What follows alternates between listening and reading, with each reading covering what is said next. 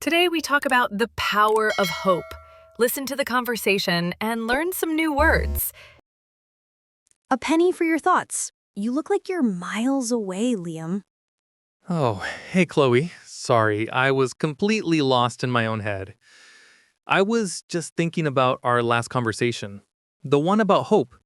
That whole idea of it being a small candle in the dark has genuinely helped me. I use it for everyday frustrations like a project not going right, and it helps me recenter. I'm really glad to hear that. It's a powerful starting point. So, what's occupying your mind so intensely right now? It seems like more than an everyday frustration. It is. That metaphor works wonders for small, short-term problems, things you know will pass. But I'm facing something bigger and more ambiguous now. My company is going through a massive restructuring. They're merging departments, eliminating roles. It's all very corporate and impersonal. My entire team's future, including my own job, is completely uncertain. No one has any real answers. I understand. That sounds incredibly stressful. The not knowing is often the hardest part. It's not a dark room you're in, it's a thick, endless fog where you can't even see your own feet. That's exactly it. The problem isn't just that the future looks dark. It's that I cannot see a path forward at all. Before, when I felt hopeless about something small, I could set a tiny goal and work towards it. But now I don't even know what a rational goal would be. Should I be working harder to prove my worth? Should I be quietly looking for another job? Should I just wait and see? Every option feels like a gamble. This isn't just disappointment, it's a kind of paralysis. It feels like helplessness. What you're describing highlights a very important distinction, and it's a sign that you're ready to move past the introductory concept of hope.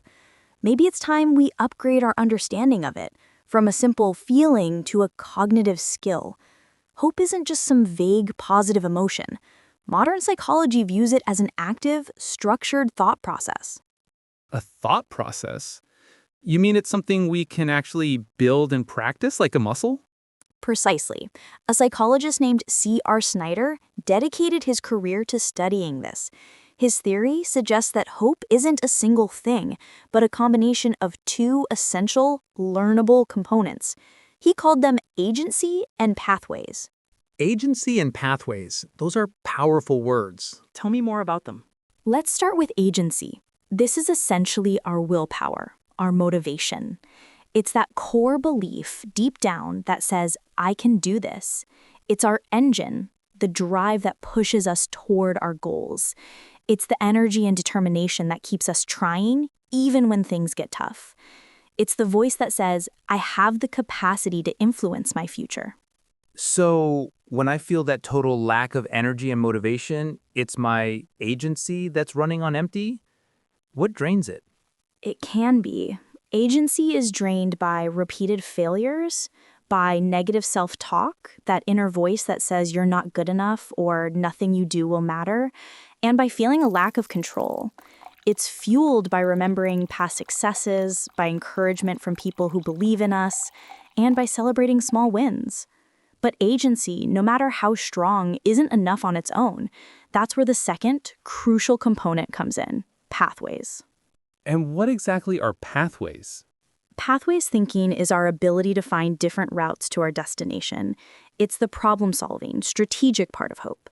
Imagine a person whose agency is their powerful engine. Their pathways thinking is their GPS system, capable of generating multiple routes.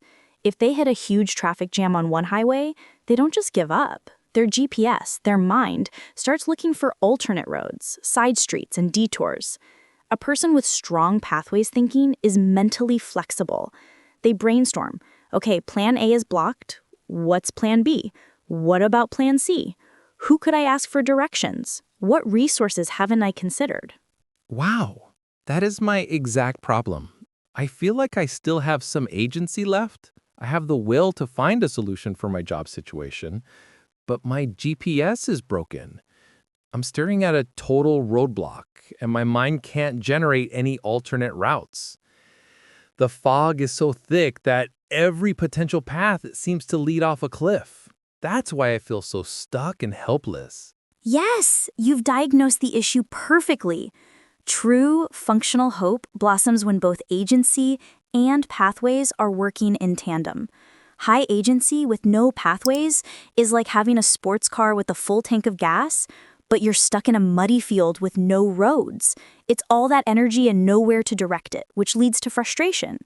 High pathways with no agency is like having a detailed map of a highway system, but your car has no engine. You see all the possibilities, but you have no motivation to start the journey, which leads to despair.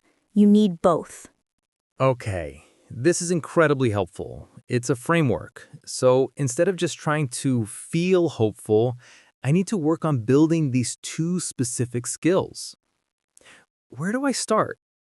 How do I start building pathways when I'm surrounded by this fog of uncertainty? Let's do a practical exercise, right here, right now. You don't need to map out the entire country. You just need to find the first road out of this muddy field. The big goal, achieve long-term career security, is overwhelming. Let's break it down into a much smaller, more immediate goal. The first small goal could be gain a clearer understanding of my options. Gain a clearer understanding of my options. Okay, that feels concrete, manageable. Great.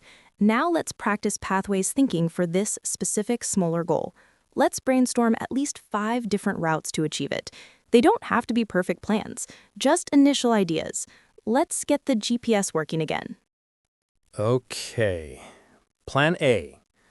I could schedule a one-on-one meeting with my manager and ask her directly about the restructuring's impact on our team. Just be transparent.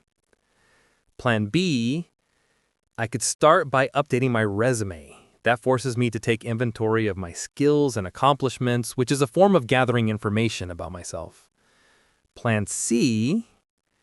I could spend a few hours on LinkedIn, not necessarily applying, but researching similar roles in different companies to understand the current market demand and salary ranges.